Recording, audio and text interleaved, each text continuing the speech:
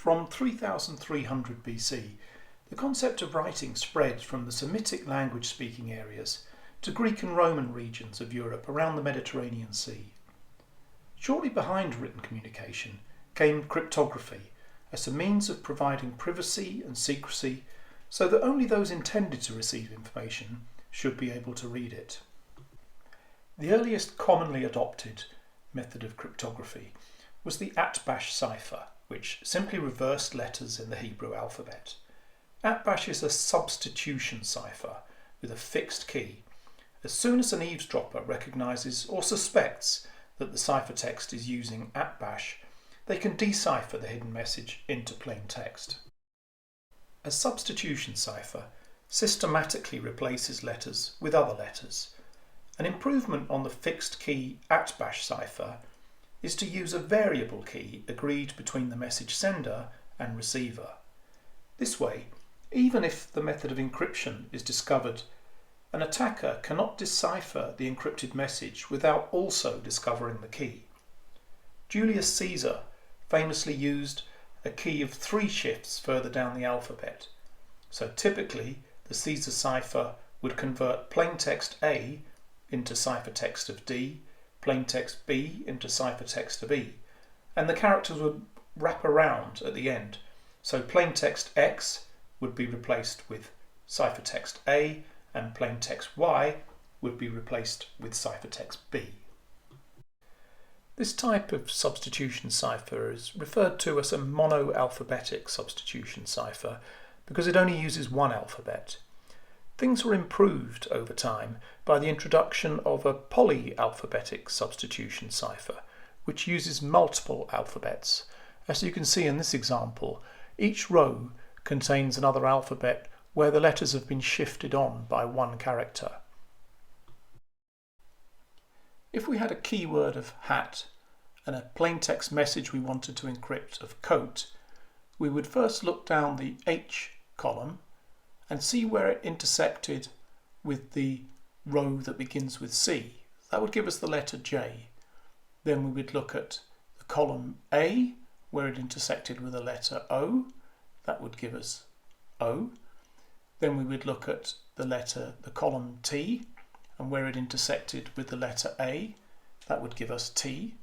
And then we repeat the keyword H. Look down at hat, so we look down the column H, and where it intersects with the letter T gives us an A. So our ciphertext is Jota. An alternative to substitution ciphers is transposition ciphers, where the plaintext values are scrambled by putting them into a different order, and a key determines the position the values are moved to. Substitution ciphers can be combined with transposition ciphers, and when they're implemented with complex mathematical functions, they become quite sophisticated and difficult to break. This is actually the basis for modern symmetric cryptography. The mortal enemy of substitution ciphers is cryptanalysis. That's the science of studying and breaking the secrecy of the encryption process to compromise authentication schemes and reverse engineer algorithms and keys. A cryptanalyst would attack these methods of encryption in various ways. Firstly, looking for letter frequency. In the English language, the most commonly used letter is E, which has a 12.7% probability of appearing, whereas the letter Z only has a 0.074% probability of appearing in a word. While E is the most frequent letter in the English language, a cryptanalyst would be interested in the context the message had been sent in. For example, in the Oxford English Dictionary, A is the second most frequent letter, whereas in Morse code, T is the second most frequently occurring letter. So usage is important.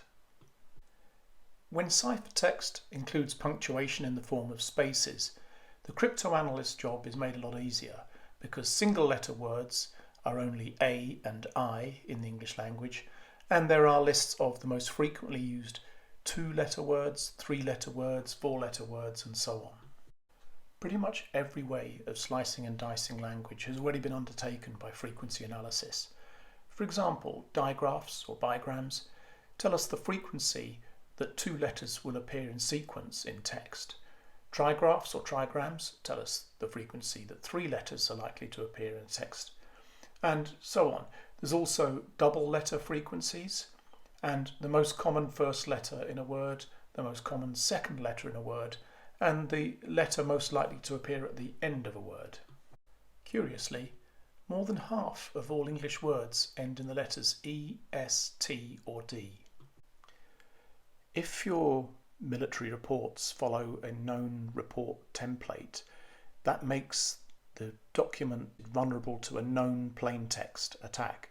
So for example, this report has a standard heading saying that it's coming from headquarters. It has a subject, it's who it's going to. The first paragraph is some general information, then a background in the second paragraph. Once the enemy know this, you're giving away all the clues as to how you're encrypting your letters and words, so they can then use that to decipher the rest of the message.